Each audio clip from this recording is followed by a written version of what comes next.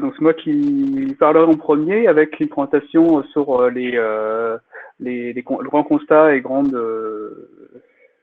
solutions clés pour le problème de l'impact écologique du numérique. Donc si vous êtes comme moi, vous avez déjà entendu parler d'économie de la connaissance ou de croissance verte, de mots-clés de ce type, où en fait l'idée c'est d'avoir la croissance infinie dont rêvent les économistes, avec du numérique qui est supposé immatériel et du coup ne pas avoir d'impact sur la consommation de ressources ou la pollution ou des choses comme ça qu'on reproche à d'autres secteurs d'activité. Alors évidemment, si on est là ce soir, c'est que, comme vous vous en doutez, c'est pas vraiment vrai. Le numérique n'est pas immatériel. Donc là, je vous cite une étude de Renati.fr, donc une communauté qui est au cœur du sujet depuis 15 ans et qui a sorti en fin 2019 cette étude-là sur les impacts du numérique mondial, où on voit par exemple qu'il y a une consommation d'eau qui n'est pas négligeable ou que le numérique est responsable de à peu près 4% des émissions de gaz à effet de serre au niveau mondial. Donc ça paraît pas énorme, mais c'est 2 fois plus que l'aviation civile. L'aviation, c'est entre 1 et 6% selon à qui vous demandez, mais le chiffre de 2% est souvent retenu. Du coup, le numérique pollue en termes d'émissions de gaz à effet de serre 2 fois plus que les avions. Alors, cet impact-là, il est aussi en croissance exponentielle. Si vous prenez, selon les indicateurs, entre x2 et x3 tous les 15 ans. Donc, dans un monde qui doit décroître, qui doit au moins, en tout cas, faire décroître ses impacts au niveau consommation de ressources et émissions de polluants, avoir un secteur qui est en croissance exponentielle, ça fait tâche. C'est pas terrible. Cet impact, il est de quel côté? Il est surtout, alors il y a l'image d'Épinal où quand on pense au numérique, on pense au data center et on visualise la salle avec des armoires de trucs avec des petites lumières qui clignotent, plein de câbles, il y a de la climatisation, ça ronronne et tout ça, on se dit ça c'est une machine compliquée, ça doit polluer beaucoup.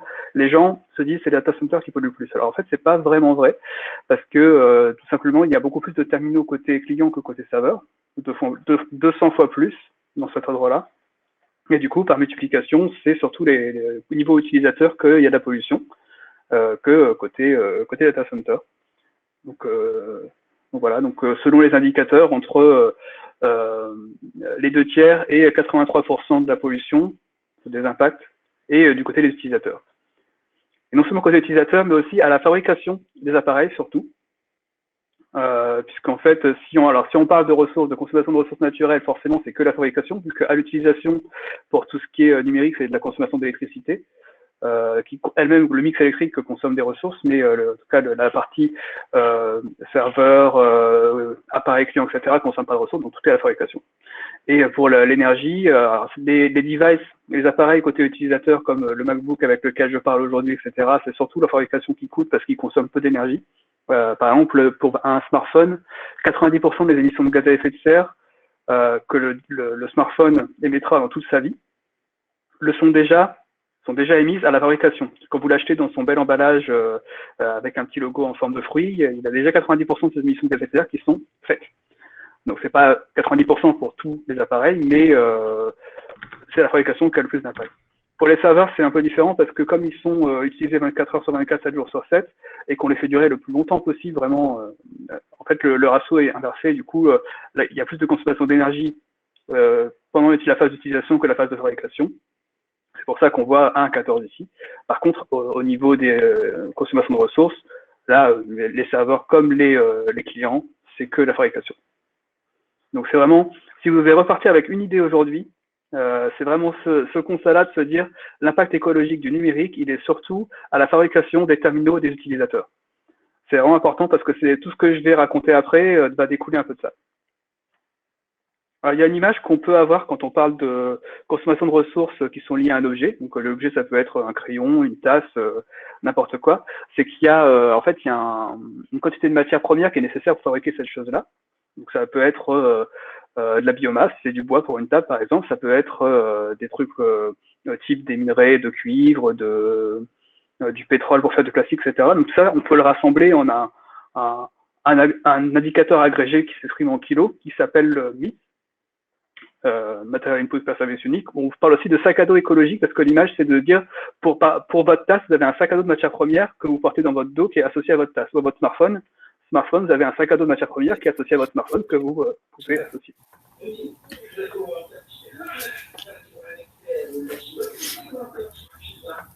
y a quelqu'un qui parle, est-ce qu'il y a une question? Bon. Du coup, je vous ai mis deux graphiques qui montrent les consommations de matières premières pour du numérique et autres. Par exemple, alors, du coup, j'ai pas les mêmes sources de données pour l'eau et tout le reste. Du coup, j'ai fait deux graphiques. Il y a un graphique à gauche avec la consommation d'eau pour un smartphone, par exemple. Pour le smartphone, on voit que c'est 12 000 litres. Donc, ça fait 60 baignoires. Donc, si vous voulez, avec votre smartphone de 300 grammes, vous avez 60 baignoires d'eau qui sont consommées pour pouvoir le fabriquer. Donc, ça fait 2 ans de bain, je pense, pour quelqu'un de moyen. On voit que ça consomme plus qu'un jean. Un jean, c'est fait en coton. Le coton, c'est une plante, il faut l'arroser, il faut nettoyer les fibres avec de l'eau, etc. Donc, il y a beaucoup d'eau dans la fabrication d'un jean, mais c'est moins que pour un smartphone. Et une voiture qui fait 1 tonne, elle consomme que 6 fois plus d'eau qu'un smartphone de 300 grammes. À droite, vous avez donc là, matière première, mais hors énergie et hors eau, donc tout le reste, donc tout ce qui est métaux, verre, etc. Alors le graphique est un peu spécial à droite parce que c'est pas comme à gauche la quantité pure qui fait la taille du petit rond, c'est le ratio. C'est-à-dire là le smartphone en fait il faut 736 kg de matière pour faire 1 kg de smartphone. Du coup le rond est plus grand que pour la table où il faut 2 kg de table pour faire 1 kg de 2 kg de matière première pour faire 1 kg de table. Et du coup vous voyez que votre sac à dos écologique pour votre smartphone en termes de matière première c'est une camionnette. Il faut 221 kg de matière première pour faire un smartphone. Hors eau, hors énergie. Juste les cailloux qui ont été sortis des montagnes pour faire des métaux et pour faire du verre, etc. Alors que, donc en fait, ça veut dire que la high-tech, ordinateur portable, smartphone, écran, c'est très consommateur en ressources par rapport aux produits finis. Alors qu'une table qui est toute simple, ça consomme peu de matières premières par rapport aux produits finis. Alors ça vient du fait qu'il y a plein de matières différentes dans un smartphone. Donc là, vous en avez quelques-unes. Il y a des choses auxquelles on s'attend, du verre, du cuivre, des conducteurs, le lithium pour les batteries, on entend souvent parler. Il y a aussi des matières qu'on n'entend pas souvent parler d'europium ou de lantane. Et il y a pas dans les téléphones, plein de matériaux différents. Du coup, il faut aller chercher à plein d'endroits différents et raffiner de plein de matières différentes. Et ces matériaux, non seulement on en utilise plein, et ça coûte beaucoup d'énergie d'aller les chercher et de les extraire, mais en plus, ça s'épuise. Là, à droite, vous avez un graphique qui vient du livre de Guillaume Pitron, La guerre des métaux rares, que je vous conseille, qui montre qu'en fait, il reste 18 ans d'or. Alors, c'est un peu plus compliqué que ça, parce que c'est pas 18 ans, il reste plus que 18 ans d'or, ça fait par exemple 50 ans qu'il reste 30 ans de cuivre. Mais en fait, le cuivre qu'on va chercher maintenant, il faut aller le chercher plus profond. Le minerai est de moins bonne qualité, il est moins concentré, il faut plus d'énergie pour extraire du cuivre de ce minerai-là, et ça coûte de plus en plus cher. Et c'est ce qui se passe pour toutes les matières qu'on utilise, entre autres pour du high-tech, c'est que ça va être de plus en plus dur, c'est de plus en plus dur, ça va être de plus en plus dur d'aller en chercher et d'en avoir assez. Et là, à gauche, je vous ai cité l'ADEME, donc l'Agence du développement et de la maîtrise de l'énergie de l'État français. J'ai pas changé une virgule. Ces constats-là, c'est dire les jugements seront de plus en plus durs à trouver et à exploiter. Il va y avoir des pénuries sur les 10 ans. Les 10 ans, c'était là, ça doit dater de 2017, quelque chose comme ça, donc c'est bientôt. Et le recyclage suffira pas. Pourquoi le recyclage suffira pas? Parce que alors ce graphique qui vient du rapport du Shift Project, l'INICT, qui est sorti en 2019 également. On voit là-dedans qu'on utilise déjà beaucoup de choses dans le tableau périodique des éléments. Il y a beaucoup de choses là-dedans qui sont pas il n'y a pas beaucoup de choses qui sont pas utilisées par l'high-tech. Et parmi ces choses-là, on recycle vraiment bien très peu de ces éléments. La plupart de ces éléments, on les recycle assez peu dans les chaînes actuelles, parce qu'en fait, c'est très compliqué une fois qu'on a fait un alliage ou qu'on a mis des tout petits composants microscopiques dans un matériel particulier, d'aller récupérer cette partie-là et d'en sortir du minerai pur comme on aimerait l'avoir. Donc, on recycle ce qui est facile à récupérer comme le cuivre, et après, le reste, c'est pas recyclé comme il faut. Alors, toute cette énergie qui est utilisée et toutes ces matières premières qui sont utilisées, c'est pour faire quoi? Je suis sûr que vous avez tous une salaire connectée.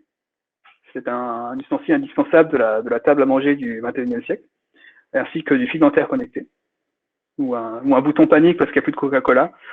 Bon, je sais que personne n'achète ça, ça c'est un peu pour la blague. Par contre, il y a d'autres usages qu'on ne questionne pas beaucoup. Par exemple, le fait de se dire tous les 4-5 ans, on achète une plus grande télé parce que la HD ou la 4K, c'est plus assez bien. Maintenant, on a du 8K, on a de la 3D, donc on prend un appareil qui a une meilleure résolution. Alors qu'en fait, finalement, la HD, il y a 15 ans, il y a 10 ans même, on trouvait ça génial, c'était super beau. Pourquoi changer si ça marche? Est-ce que vraiment on en a besoin? Parce que ça dépense beaucoup de ressources de fabriquer un écran télé. Ou autre usage, ça a l'air cool de loin la voiture autonome, et c'est effectivement super cool comme technologie, mais ça veut dire aussi qu'il faut consommer beaucoup d'électronique pour fabriquer ça. Et du coup, on peut se dire, est-ce que bah, finalement, on ne devrait pas faire autre chose comme du vélo, par exemple. Donc voilà. Il y a aussi les terminaux, donc, je vais parler un peu pour la 8K, la 4K, il y a une pression à l'obsolescence. On a une pression à renouveler les terminaux qui vient de différentes choses, qui vient d'abord du marketing, comme tout le monde le sait, mais aussi, et c'est là que ce soir, entre informaticiens, on se réunit pour en parler, du logiciel, parce que les logiciels sont obèses.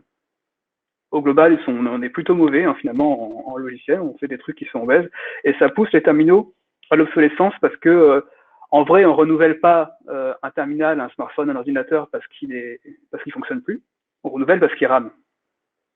Et le fait qu'il rame, c'est pas parce qu'il est moins performant qu'avant, encore que ça peut être un peu le cas, mais c'est surtout parce que les mises à jour des logiciels ont fait que bah, le logiciel en question fonctionne moins bien sur le terminal. Il y a un exemple caricatural qui est pratique parce qu'il y a 30 ans d'histoire sur les suites Office.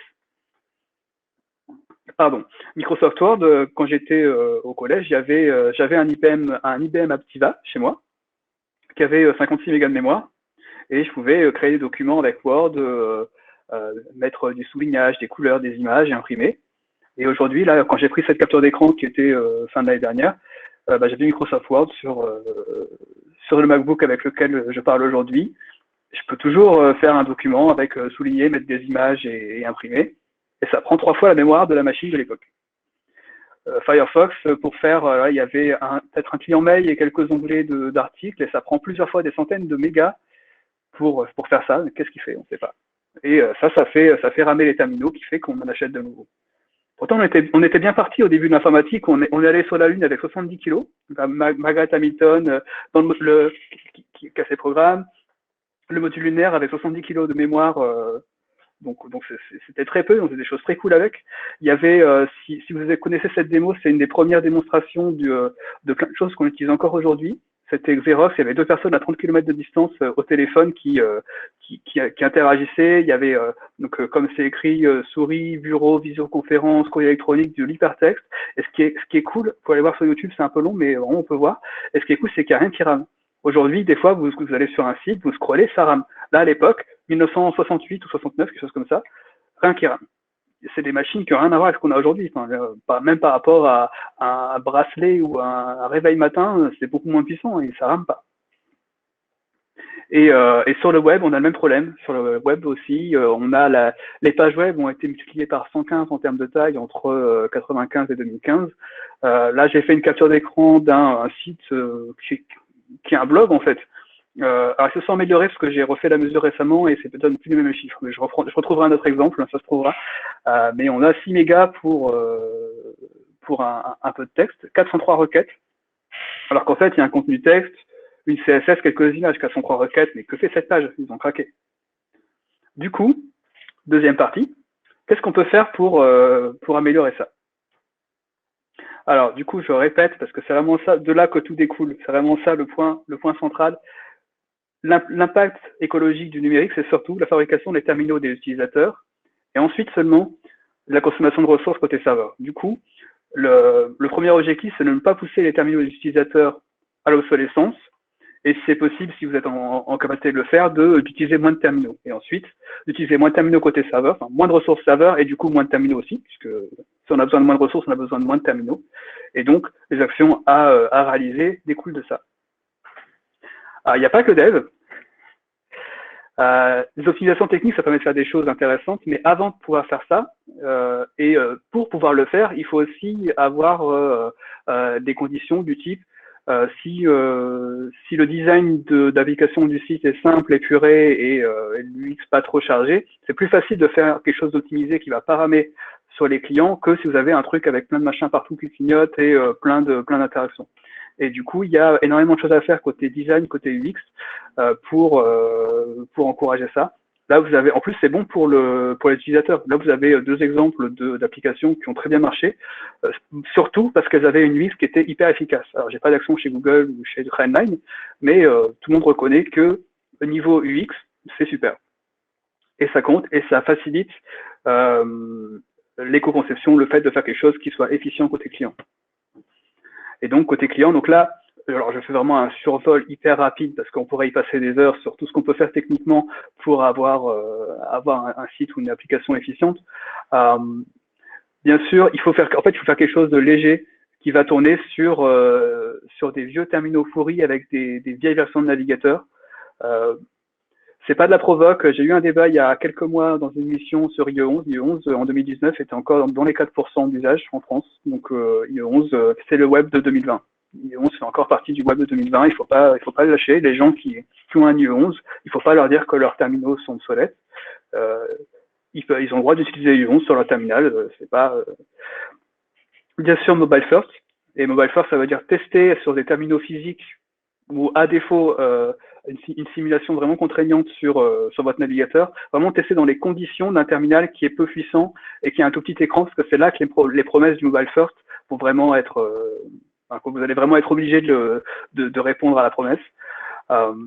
Limiter les trackers analytics, c'est si vous vous souvenez le blog que j'ai montré tout à l'heure qui faisait 6 mégas et 400 requêtes, si vous enlevez, si je remets mes plugins de anti-mouchard, anti-pub, on arrive à 1 méga et à 90 requêtes. Ça reste raqué, 90 requêtes, mais c'est déjà beaucoup mieux. Et tout le reste, donc 300 requêtes et 5 mégas, c'est que des trackers, d'analytics, des pubs, des trucs qui servent à rien pour l'utilisateur. Donc on peut faire mieux là-dessus. S'il y a du contenu multimédia et que les gens n'ont pas forcément envie de... Il y a des gens qui préfèrent avoir du texte. D'ailleurs, les moteurs de recherche ou les Apple préfèrent avoir le texte. Donc, et ça prend beaucoup moins de bande passante, donc c'est quelque chose. Et bien sûr, les checklists de performance web, tout ce qui est optimisation technique, c'est pour avoir quelque chose d'efficace, c'est vraiment ce qu'il y a à prendre. Côté serveur, là, il n'y a pas de raison de supporter des vieilles versions de quoi que ce soit. Vous pouvez être à jour partout. D'ailleurs, c'est une bonne chose parce que les plateformes type Node, Java ont avec chaque mise à jour des petites optimisations de performance qui font que gratuitement, ça dépense moins de ressources. Il faut se méfier des overheads type construire plus d'applications que nécessaire, faire des architectures plus compliquées que nécessaire, etc. parce que ça va dépenser plus de ressources et du coup vous allez utiliser plus d'énergie, ce qui pollue en bout de chaîne. Utiliser peut-être des outils qui ont des promesses de performance pour l'application, plus que de confort de développement. Sur les données, il y a un truc auquel on pense pas toujours, c'est à penser à combien de temps la donnée doit vivre. En fait, on l'enregistre pour pouvoir répondre à la fonctionnalité, mais on se dit pas, est-ce que dans 2 ans, elle a encore une raison d'être, est-ce que je n'aurais pas tout de suite implémenté quelque chose qui va la supprimer. Et donc c'est quelque chose qu'il faut avoir en tête quand on enregistre des données, dire on peut l'enlever peut-être cette donnée, ce qui garde les bases légères et performantes. Le cloud, donc encore une fois je survole cette partie, on pourrait s'étaler. Le cloud, c'est une formidable opportunité de mutualisation. Qu'on peut utiliser. On peut avoir un seul serveur là où avant on en avait 4, puisque là où avant chacun avait son petit data center, on n'en a plus qu'un qui est hyper optimisé par des pros et on mutualise les choses, donc ça peut être super cool. Mais le problème c'est l'effet rebond. L'effet rebond, c'est comme c'est plus facile, on en utilise plus. Et du coup, vous pouvez, donc, je l'ai vu, je l'ai fait. C'est vous avez besoin, vous voyez que votre appli commence à tousser, qu'il y a un peu de, vous rachetez du CPU, vous rachetez de la mémoire, problème résolu. Ça ne coûte pas si cher que ça. Là où avant vous auriez dû optimiser. Et du coup, vous dépensez des ressources qui auraient pu ne pas être dépensées s'il y avait une limite physique palpable qui vous oblige à optimiser.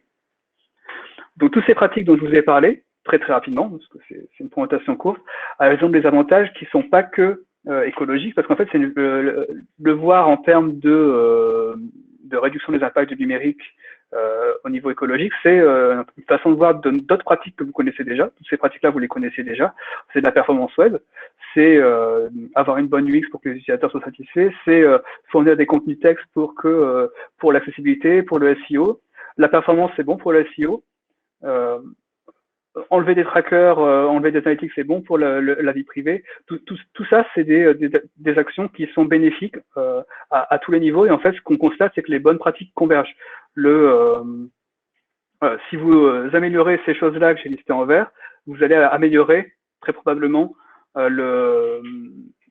l'impact écologique de votre site ou de votre application, parce que vous allez réduire, enfin si vous faites quelque chose de performant et qui tourne sur les vieux terminaux que les gens qui ne sont pas à l'aise avec le numérique, par exemple si on parle de fracture numérique, possèdent, ça va pas les pousser à l'obsolescence et ça va utiliser moins de ressources et ce sera du coup plus écologique.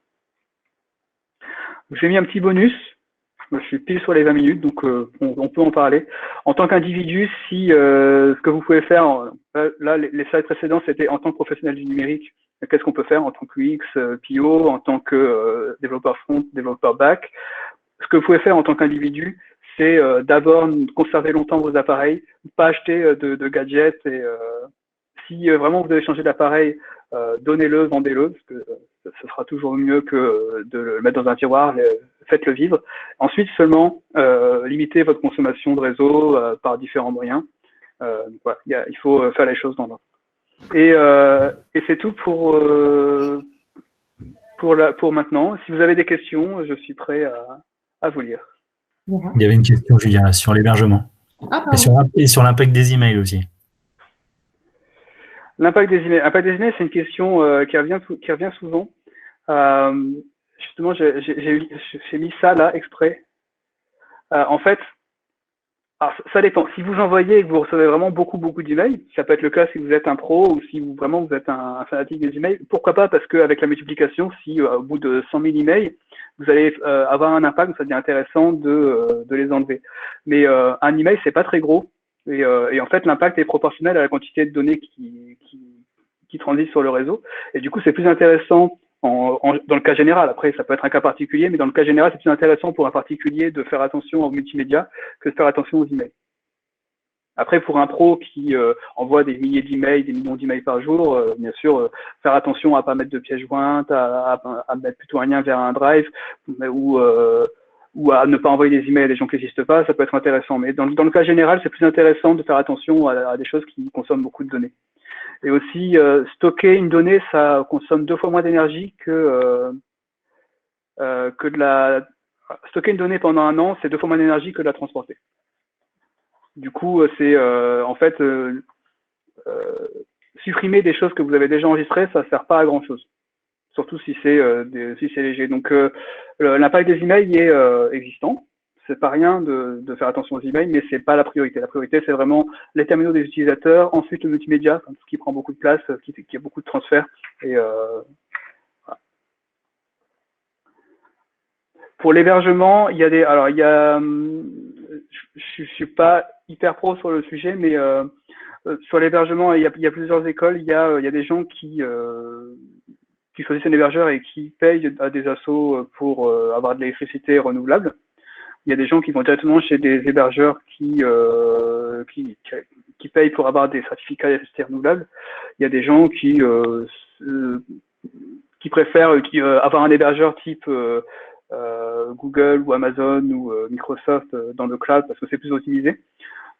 Et en plus, il se trouve que Google et Microsoft payent pour avoir du renouvelable pour la data center. Donc en fait, selon ce que vous regardez, ouais, c'est une question, c'est une vaste question. En fait, je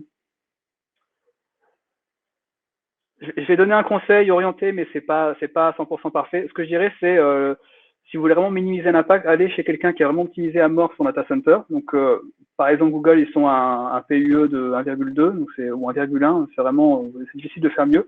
Et en plus, ils s'achètent des certificats d'électricité renouvelable, parce que vous êtes sensible à ça, c'est intéressant.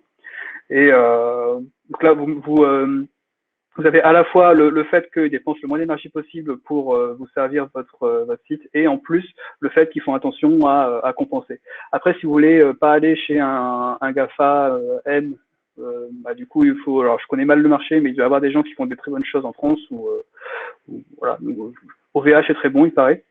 Moi, j'ai pas. En fait, j'aime bien le nucléaire parce que je suis sensible à des arguments des produits nucléaires. Du coup, ça me dérange pas que mon hébergeur qui se trouve être OVH, par exemple, je sais pas s'ils achètent des certificats d'électricité renouvelable, je pense pas, mais ça me dérange pas puisque l'électricité en France est plutôt propre si on aime le nucléaire. Du coup, voilà. Donc sur l'hébergement,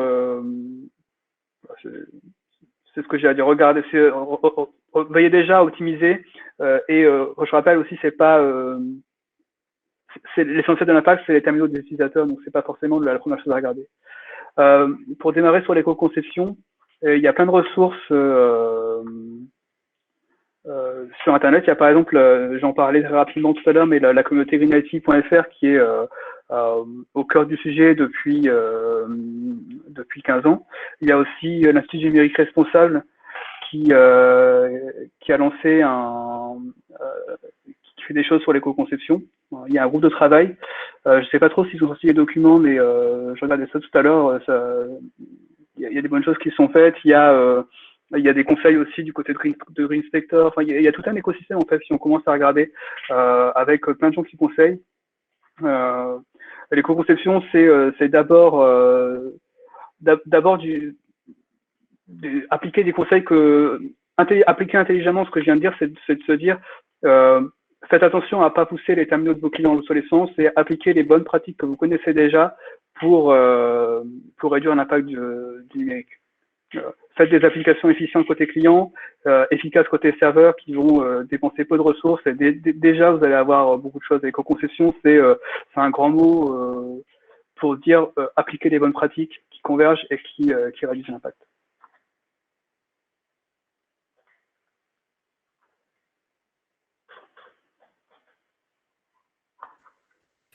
Alors, il y avait deux autres questions. Enfin, il y avait deux questions sur la 5G, notamment. D'accord.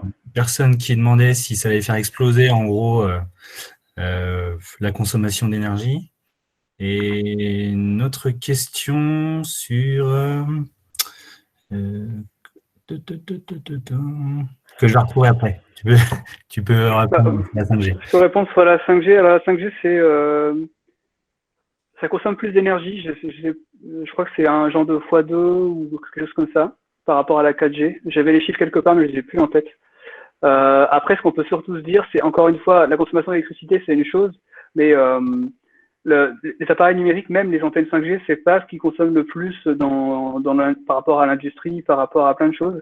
C'est vraiment l'épuisement des ressources est plus impressionnant. Enfin, en tout cas, des recherches que j'ai faites depuis 2 ans, c'est vraiment plus impressionnant à ce niveau-là, où on utilise des matières premières qui sont rares, qui sont précieuses et qu'on sait pas recycler. Et du coup, le fait de se dire, est-ce qu'on a envie de déployer des antennes partout, de pousser à l'obsolescence, parce que du coup, déployer la 5G, ça veut dire que tous les terminaux 4G qui marchent très bien, en fait, sont obsolètes, puisqu'ils ne pourront pas accéder à la 5G.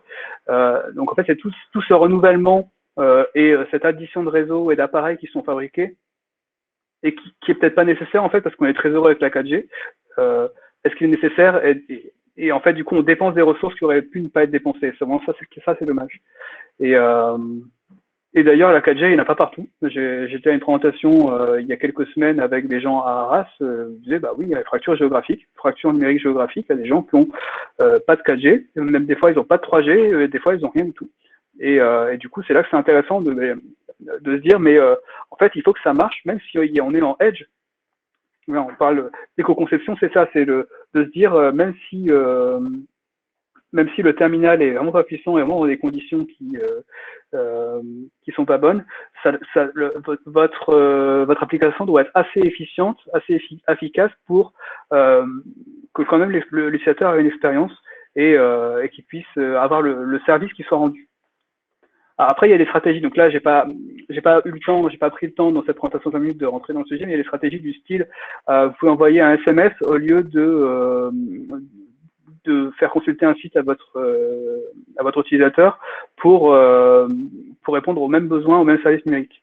Et du coup, vous réduisez l'impact. Il y a des stratégies comme ça, mais j'ai pas parlé d'éco-conception en particulier. En fait, du coup, c'est un sujet qui peut prendre une présentation de 20 minutes en soi. Même une formation de 3 jours. Du coup, mais oui, donc je me suis un peu éparpillé parce que j'ai parlé de plein de choses, mais donc la 5G, la consommation d'électricité va augmenter, effectivement. La consommation de données va augmenter parce que c'est le but. C'est à ça que ça la 5G. Donc du coup aussi l'impact côté serveur et côté réseau. Et surtout la fabrication de tous ces appareils, donc les antennes et aussi les appareils que les gens vont acheter pour pouvoir utiliser le réseau 5G, c'est un impact énorme qui aurait pu être évité. Alors, il y avait ensuite une question sur l'impact du choix de techno ou de langage côté bac. Est-ce qu'il y a des études sur le Alors, sujet? il y a des gens qui ont fait des comparaisons. Alors déjà, il faut rappeler deux choses. Déjà que l'essentiel de l'impact est côté client. Donc, quand on est côté bac, on est sur entre, si vous reprenez ce que je disais au début, donc l'étude de Green IT où on est au début, où on voit que en fait, sur les indicateurs, on est entre 60% pour l'énergie primaire et 83% côté utilisateur. Donc, quand vous voulez optimiser côté bac, vous êtes sur la ligne en bas ici. Donc déjà, vous optimisez une petite partie. Ensuite, euh, le choix du langage, si vous pouvez faire un truc pourri dans n'importe quel langage en fait. Donc c'est pas forcément le langage qui est le premier déterminant. Donc effectivement, il y a des, enfin, plus vous utilisez un langage qui sera à bas niveau, plus ça va être performant. Euh, il y a des choses du style si vous avez des plateformes à jour, euh, ce sera plus performant parce que automatiquement il y a des mises à jour de performance qui arrivent gratuitement avec les mises à jour des plateformes, donc c'est intéressant. Mais le langage en lui-même, est-ce qu'il faut utiliser JavaScript ou Java? Enfin, je pense que c'est pas forcément la première chose à regarder côté back. Côté client, c'est intéressant parce que trop de JavaScript, ça fait ramer les devices.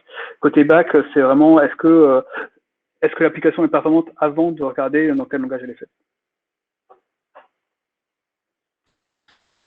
On avait une dernière question qui demandait si l'éco-conception, c'était pas juste bien faire notre travail de développeur, et du coup, peut-être des liens avec des mouvements comme le software craftsmanship.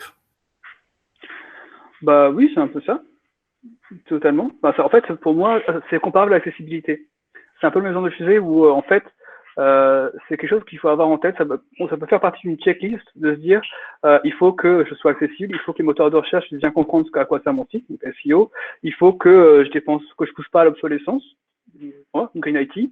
Et ça fait partie d'une checklist où, en fait, quand on essaie de faire du bon travail, eh ben, parmi ça, il y a le fait de supporter les anciens terminaux pour pas pousser les gens à en racheter. Il y a le fait de ne pas dépenser plus de ressources que nécessaire parce que la planète n'en a pas tant que ça. Et en tant que citoyen du monde responsable qui a un travail qui se trouve être dans le numérique, inclure dans son quotidien le fait de pas trop casser les choses autour de soi ou en tout cas d'y penser, ça me paraît faire partie d'un bon travail clairement. Allez, une petite dernière. Est-ce que tu es membre de l'Alliance Green IT? Alors je me suis inscrit à plein de trucs depuis 2 ans. Alliance Green IT en particulier,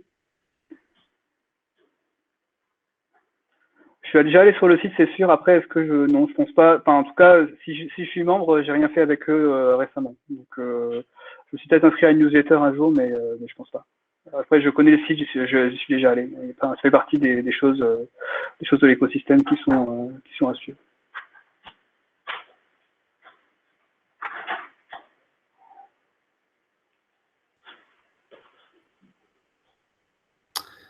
Ok, bah merci Raphaël. Je pense qu'on Merci à tous. va passer à la présentation suivante.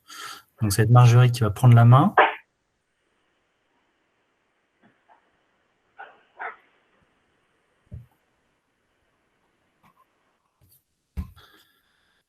Et on va vous parler de notre rôle d'éco-ambassadeur au sein de Zenica, un petit retour d'expérience sur cette activité qui nous occupe depuis quelques mois. Merci Serge. Est-ce que vous pouvez me confirmer que vous voyez mon écran? Oui, c'est bon. Ok, parfait. Du coup, comme l'expliquait Serge, au sein de Zenica, on a mis en place un ensemble de rôles qui ont pour objectif d'accompagner Zenica dans la mise en place de différents sujets au travers de rôles qu'on appelle du coup les advocates. Et nous, avec Serge, Luc, Sorel, Gifo qui est là présent, mais ne participe pas directement à la présentation, et moi-même, du coup, on a été désignés comme choisis comme Green Advocate.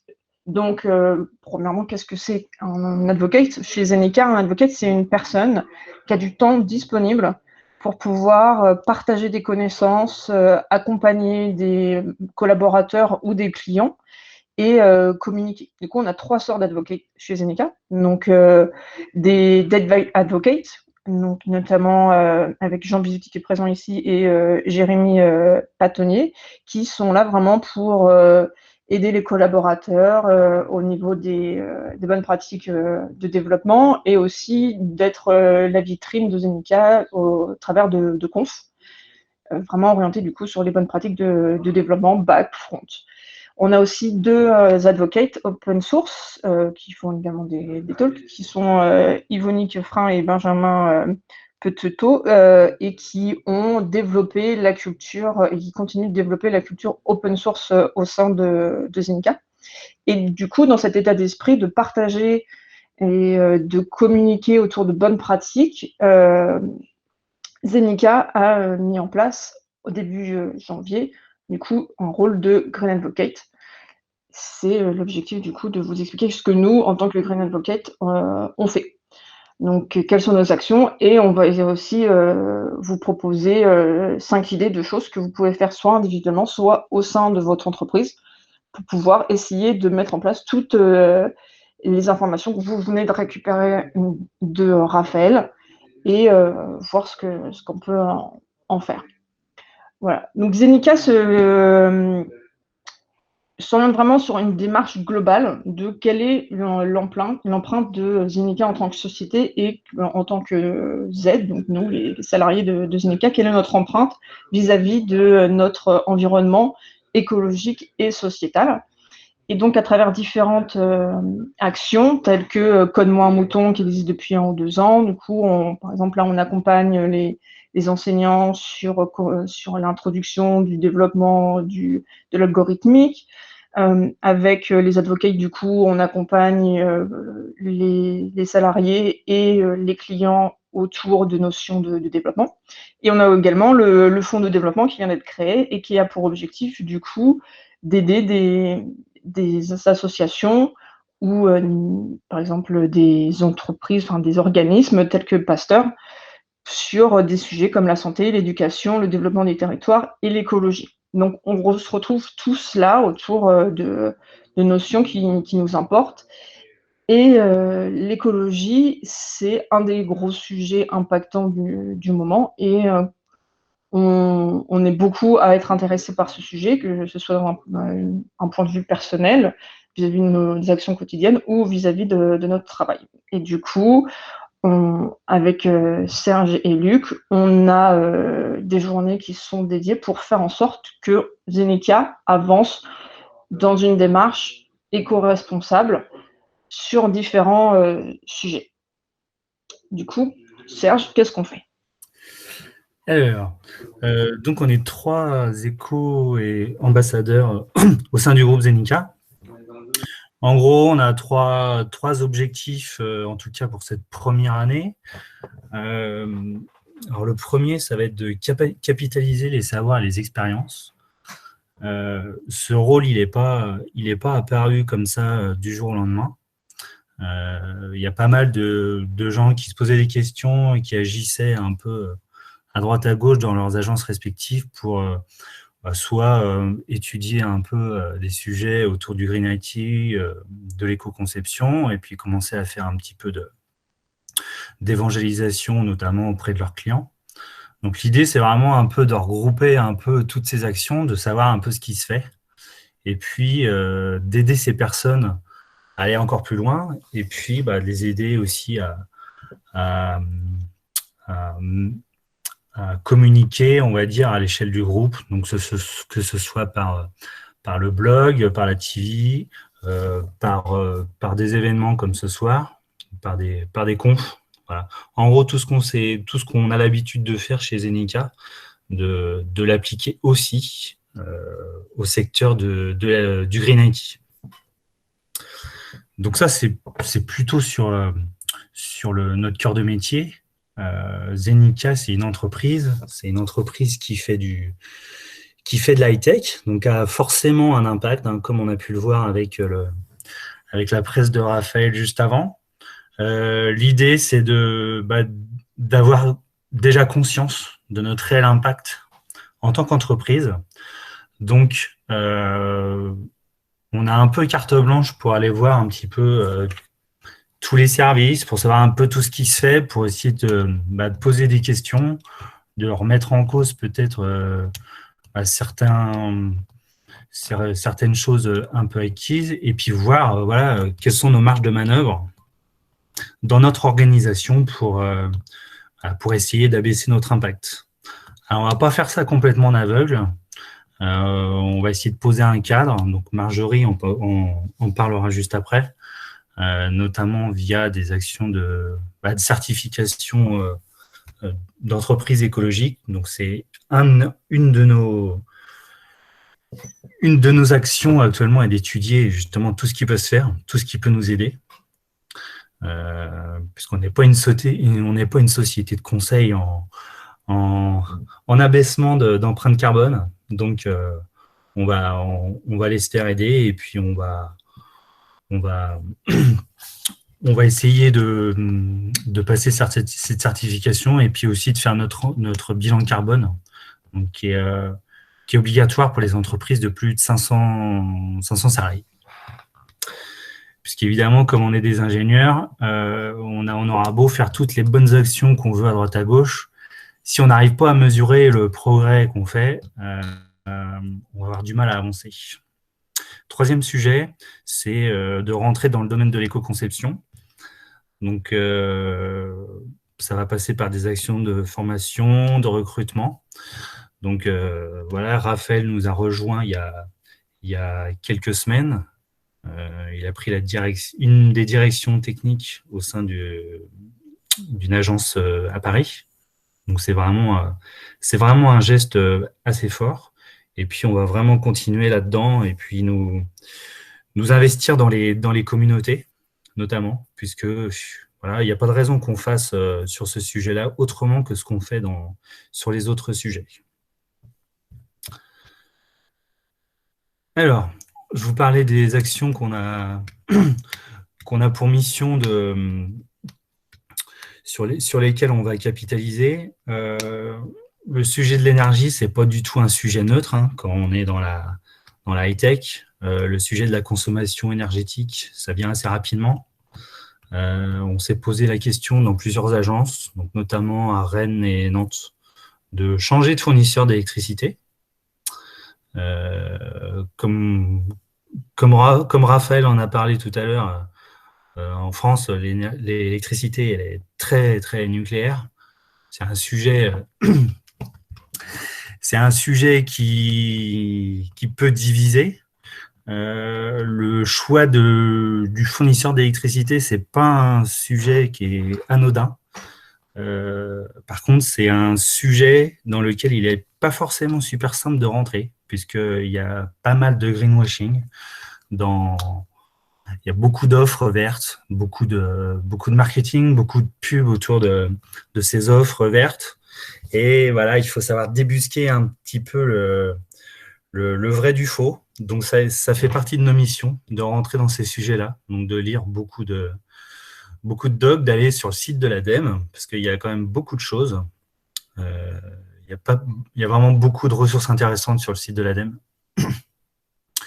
Donc voilà, un de nos rôles est de nous renseigner sur ces sujets et puis ensuite de capitaliser donc via des outils de collaboration interne, que ce soit Slack, que ce soit Workplace, ou par on a une foire aux questions qu'on utilise pas mal pour notamment pour vulgariser un petit peu ces sujets et puis pour partager la connaissance au sein de l'entreprise. Voilà. Et du coup, comme ce dont tu parlais, l'objectif aussi, c'est du coup de passer d'essayer d'avoir une certification qui s'appelle B Corp. Et donc, ce qu'on a fait dans un premier temps, c'est on a fait un état des lieux de ce qui existait, parce qu'effectivement, on n'est pas expert en RSE et par contre, on veut s'appuyer sur des des démarches qui existent déjà. Donc, on a fait un petit benchmark des labels, des certifications Green qui existent pour les entreprises et qu'on pouvait appliquer dans notre secteur. Parce qu'on ne fabrique pas du papier ou alors ni des ordinateurs. Du coup, il y a plein de choses qu'on ne peut pas utiliser, ni des produits chimiques. Et donc, on s'est renseigné. Il y a 4 grands labels qui sont aux normes. Donc, il y a des normes ISO et une norme européenne, et qui sont donc des process qui sont très longs. Les normes, c'est des process qui prennent 3 ans. Et il y a une première certification en fait qui s'appelle B Corporation, qui est une certification américaine qui est appliquée internationalement par des entreprises très vastes. Ça va de Ben Jerry's à North Face, donc on voit comptable dans tous les business. Et en fait, c'est une certification qui s'intéresse autant à l'humain qu'à l'écologie. Et ça, c'est les valeurs. L'humain, c'est le centre, le cœur de Zenica. Du coup, on s'est intéressé à cette certification-là, et une des démarches qu'on a, c'est de faire le bilan des différentes bonnes pratiques qui sont faites dans les agences, de voir comment on travaille avec nos collaborateurs pour et voir où on se situe sur cette certification. Et l'objectif, c'est de voir où on peut s'améliorer. Est-ce que le fait je sais pas, qu'on passe toutes les agences à B Corp, est-ce qu'il y a des différences aussi entre les agences? Parce que Zenica se situe en France, mais également à Singapour et à Montréal. Donc, c'est des façons de travailler, de vivre qui sont différentes. Du coup, on a des questions larges qui permettent de voir qu'est-ce qui peut être fait dans certains endroits du globe et pas d'autres. Par exemple, à Singapour, ils ont acheté des pailles en fer, ce qui peut paraître un peu étonnant dans une entreprise en France, en tout cas, moi ça m'étonne. Il faut savoir que le takeaway et le fait de boire, d'aller chercher son smoothie ou autre à Singapour, c'est au moins aussi répandu qu'aux États-Unis, voire plus. Et du coup, ça veut dire des tonnes de paille et de gobelets en plastique. Du coup, cette démarche qui semble anodine ou étonnante, en tout cas pour une entreprise en métropole, a un impact important dans le changement de l'état d'esprit des collaborateurs aussi Zenica à Singapour. Donc voilà, donc ça c'est un de nos challenges pour cette année. C'est, alors peut-être pas de réussir à avoir la certification, parce que c'est vrai que quand on avait lancé nos objectifs, le monde était moins enfermé, dirons-nous. Mais en tout cas, voilà, nous, on va faire un état des lieux, on va travailler avec les différents services pour faire un état des lieux, pour voir où on se situe et voir comment on peut s'améliorer. Et comme le disait du coup Serge, aussi, c'est de travailler sur l'offre d'éco-conception. On a la chance d'avoir au sein de Zenica des UX, des personnes qui font des conseils, des experts front, des experts back. Et c'est ce que disait Raphaël au début, c'est que l'éco-conception, en fait, c'est un ensemble. C'est pas que le logiciel, c'est de A à Z. Plus vite on permet à l'utilisateur de réaliser sa démarche au sein d'une application, moins d'énergie, en fait, il va consommer de son côté, moins les serveurs vont consommer. Du coup, plus on est efficient. Et un autre point aussi, c'est comment est-ce qu'on peut accompagner ou challenger les clients sur des applications qu'ils ont déjà. Donc, ça pourrait être par la réflexion autour d'analyse du cycle de vie. C'est des choses qui sont très complexes, qui demandent énormément de temps. Donc, ça, c'est aussi une réflexion. Mais c'est un sujet passionnant. Donc, vous pouvez commencer à lire ce que ça implique de faire une analyse de cycle de vie d'un téléphone, ou même de votre recherche, par exemple Google. C'est des choses qui sont passionnantes, mais qui sont très compliquées. Donc voilà, donc on a il y a plusieurs éléments qui pourraient être derrière cette offre d'éco-conception, qui est en train d'être réfléchie et créée, mais qui est très importante pour nous. Et l'arrivée de Raphaël va beaucoup nous aider sur ce point-là. Du coup, on vous propose d'échanger après sur ces petits points. Comme le disait Serge, par exemple, il parlait des fournisseurs d'électricité verte. Donc, c'est le point 3. Je suis désolée, je saute. On va les faire en dedans. Voilà. Le greenwashing. Tout le monde, je pense que tout le monde se met à faire du green IT, de l'IT green, de l'éco-conception. En tout cas, c'est des mots qui arrivent de partout. C'est des termes sur lesquels il faut faire attention. Donc, il y a derrière, notamment derrière certains labels ou certaines appellations, en fait, il y a des choses qui sont soit archaïques, soit des lobbies qui sont cachés. L'exemple type, donc je ne sais pas si vous connaissez le label, l'étiquette en tout cas Energy Star, qu'on a eu pendant longtemps sur nos ordinateurs. En fait, pour information, ça c'est une norme qui est obligatoire pour pouvoir être vendue en Europe. Du coup, le fait que votre ordinateur ait une petite étiquette Energy Star, ça veut juste dire qu'il utilise au mieux de sa possibilité l'énergie qui rentre dans la prise. Ça ne veut pas dire qu'il est éco-conçu, ça ne veut pas dire qu'on fait attention à où provient le minerai, ça ne veut pas dire que ce n'est pas des personnes derrière qui travaillent dans des conditions qui sont très difficiles, voire pires. Et ça ne veut pas dire non plus qu'il a un impact restreint sur l'environnement. Donc voilà, la première chose le point 3, mais comme j'ai commencé par celui-ci, voilà, c'est de vraiment faire attention au terme de greenwashing. Quand on vous parle bio, quand on vous dit qu'on fait de l'énergie verte, comme Total et Direct Energy le font, derrière, ça ne veut pas dire qu'ils n'essayent pas de limiter leur gaz à effet de serre. Ça veut dire, ça peut vouloir dire. Et encore une fois, là, c'est de la documentation. Hein. C'est le problème quand on commence à lire, on tombe, on y met le doigt et on n'arrête jamais. Il faut vraiment faire attention à ce que les termes veulent dire derrière. Pour revenir sur les équipements, ce dont tu as beaucoup parlé, Raphaël, dans la première partie, une action vraiment super simple, c'est tout bêtement d'allonger la durée d'utilisation des équipements. Donc dans beaucoup d'entreprises, dont la nôtre jusqu'à récemment, il y avait renouvellement systématique des PC des collaborateurs. Voilà, on est des développeurs, culturellement, voilà, on a l'habitude de renouveler notre matos pour suivre un peu les évolutions. Eh bien, ça a un coût vraiment énorme en termes d'impact environnemental. Et donc,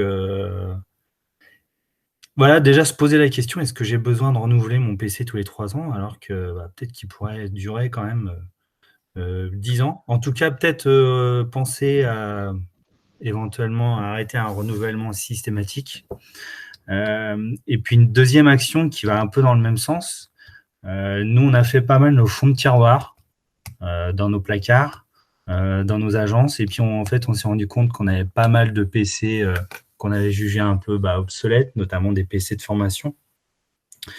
Et plutôt que de les laisser moisir un peu pour rien dans leur placard, on a décidé plutôt de les donner à des entreprises ou à des associations qui font du reconditionnement, de manière à les remettre un peu sur le marché, puisque dans les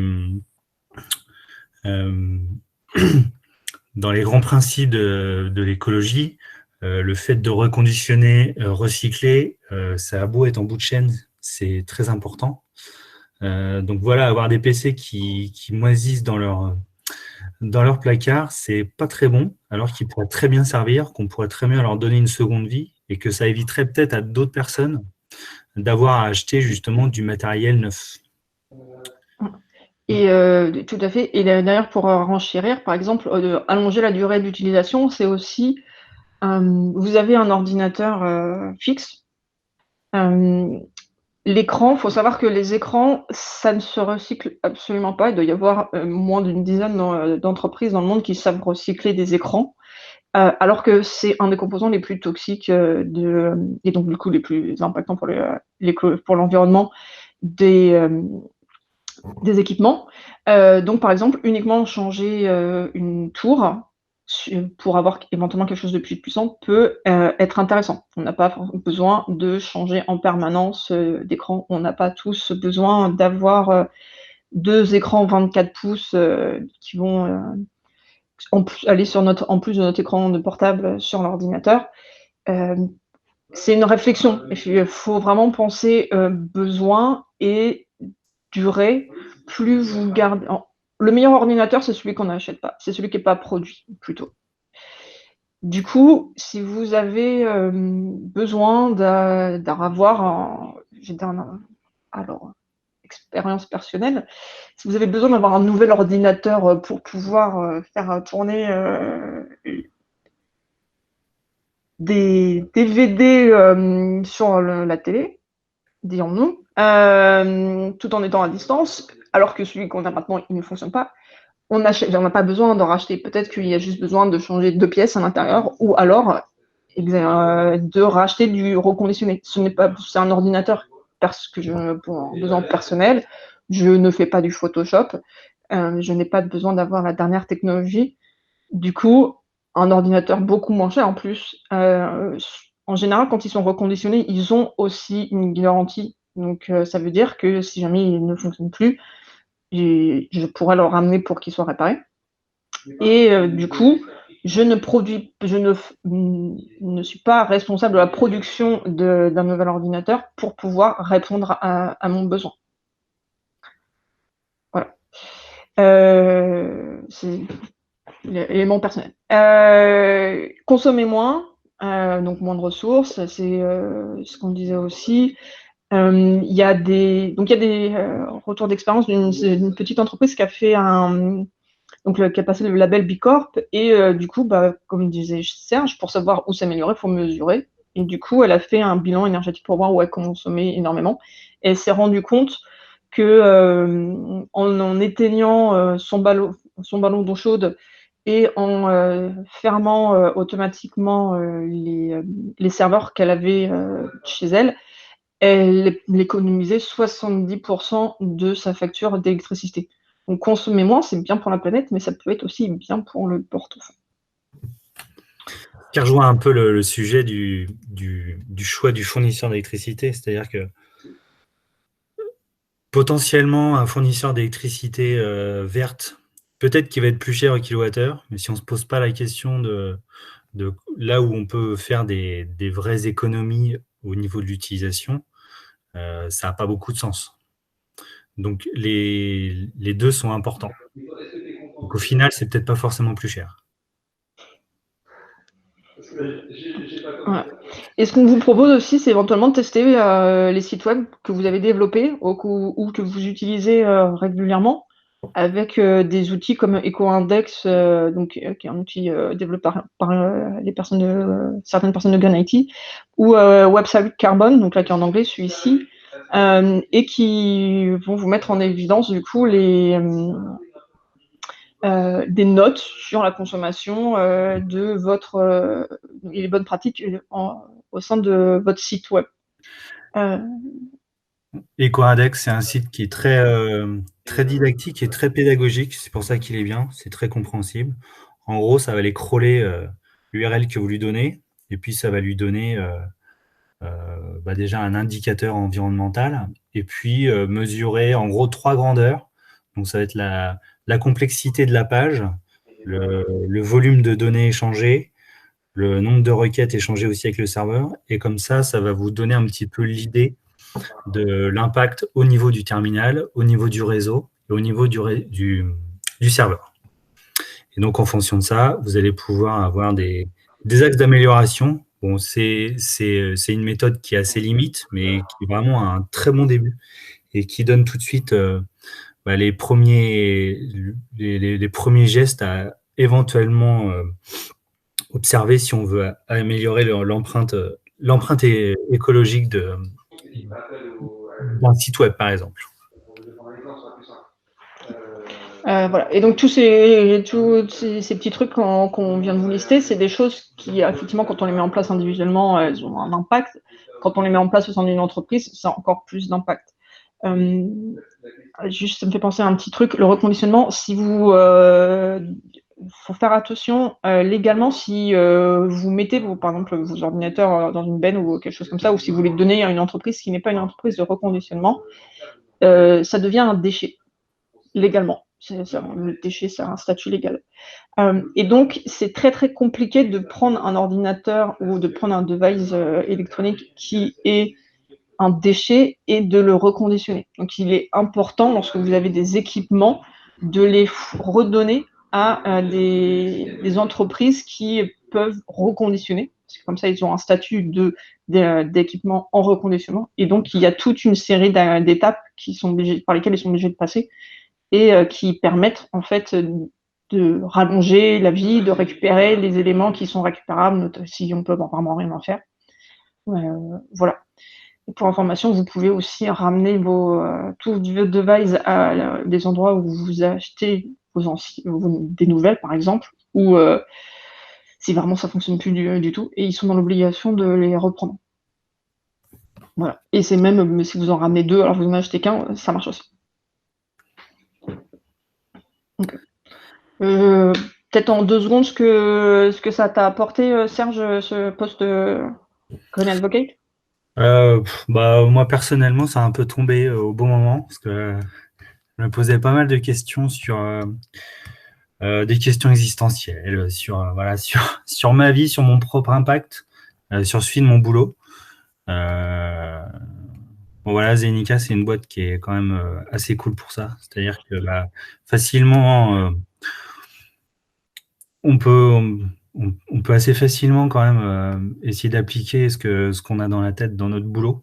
Et c'est un luxe, j'ai envie de dire. D'autant plus actuellement. Voilà, il y a quand même pas mal de contraintes qui sont apparues quand même ces dernières semaines. Et malgré tout ce qui se passe, on est encore plus convaincu que tout ça se justifie. Voilà. Et toi, Marjorie, ça t'apporte quoi? C'est un peu pareil. Et ça me permet surtout, effectivement, en fait, on a du temps pour le faire. Et on a du temps au sein de Zenica. Et c'est effectivement un luxe, outre le fait d'avoir l'idée, d'avoir l'envie. On a du temps pour aider Zenica à faire quelque chose et pour partager. Parce que finalement, on lit tellement que il y a des fois il y a besoin que ça sorte et il faut qu'on en parle et on a le temps de préparer des choses, des supports pour les partager au sein de Zenica et à l'extérieur. Et pour moi, c'est nécessaire, la connaissance est nécessaire à l'action, en tout cas une action éclairée. Et du coup, on a le temps de faire ça et je trouve ça génial. Voilà. Je ne sais pas si je peux compléter un tout petit peu. Oui, Luc, vas-y, merci. Voilà, en tant que 3e éco-ambassadeur, je pensais ne pas pouvoir être là et finalement j'ai pu me joindre à vous. Donc juste par rapport à ce que ça a apporté, alors à titre personnel, ça m'a permis de me sentir beaucoup plus en phase avec mon métier, parce que je commençais à me sentir pas très bien de déployer plein d'images Docker dans le cloud à chaque commit pour avec l'intégration continue. Enfin voilà, il y a des tas de comme Raphaël l'a montré, le numérique a des impacts environnementaux, donc de me rendre compte que à l'échelle du groupe Zenica, il y avait cette préoccupation-là, et ça m'a fait beaucoup de bien. Et dans les actions internes qu'on a commencé à mener, c'est de recenser déjà toutes les bonnes actions, au niveau du numérique responsable, mais aussi au niveau de la durabilité.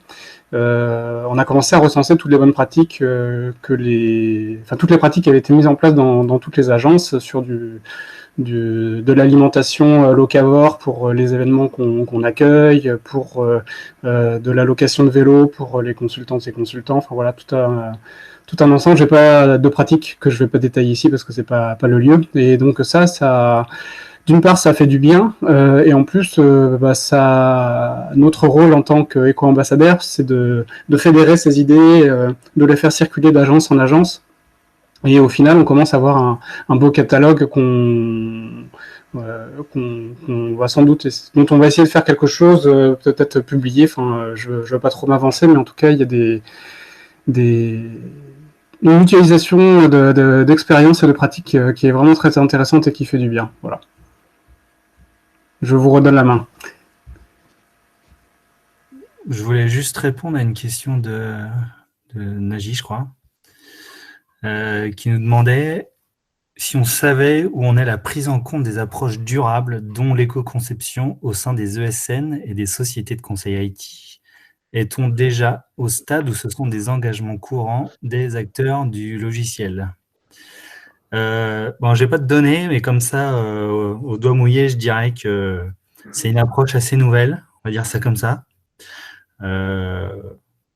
Mon opinion, moi, c'est qu'on était quand même dans une sorte de fuite en avant un peu désespérée vers le toujours plus, et que moi, personnellement, ça m'a... Enfin, je vais pas dire que ça m'a toujours choqué, parce que c'est pas du tout le cas, ce serait un peu présomptueux, mais voilà, en tant que développeur, au bout d'un moment, on se dit que, comme disait Raphaël, il y a 20-25 ans, on faisait la même chose avec nos traitements de texte, et puis on a besoin de 10 fois plus de ressources, c'est qu'il y a quand même un truc qui tourne pas rond.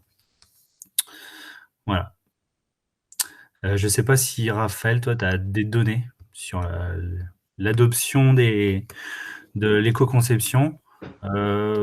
Moi, un autre point de vue, c'est que voilà, pour étudier un peu le sujet depuis quelques temps, on se rend compte quand même qu'il n'y a pas énormément de ressources sur le sujet. La communauté, on peut pas, je ne pense pas qu'il y ait des milliers de personnes en France qui fassent de l'éco-conception.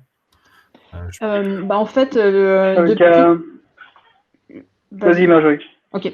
Ce qui se passe, c'est que depuis septembre de l'année dernière, en fait, il y a énormément. C'est devenu un élément à la mode. Nous aussi, on est rentré dedans.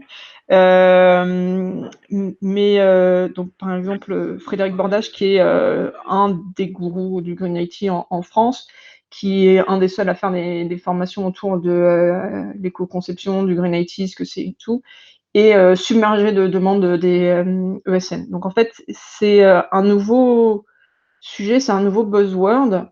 Et comme ce que disait Raphaël, notamment, en fait, et des échanges qu'il y a eu à la fin de sa présentation, c'est que finalement, c'est des bonnes pratiques qui existent déjà, qui sont déjà courantes, en fait, si on met en place, si on conserve les pratiques qui sont autour de l'accessibilité d'un site web, si on fait attention à l'UX, si on réfléchit à produire uniquement les fonctionnalités dont on a besoin, on est déjà en train de faire de l'éco-conception.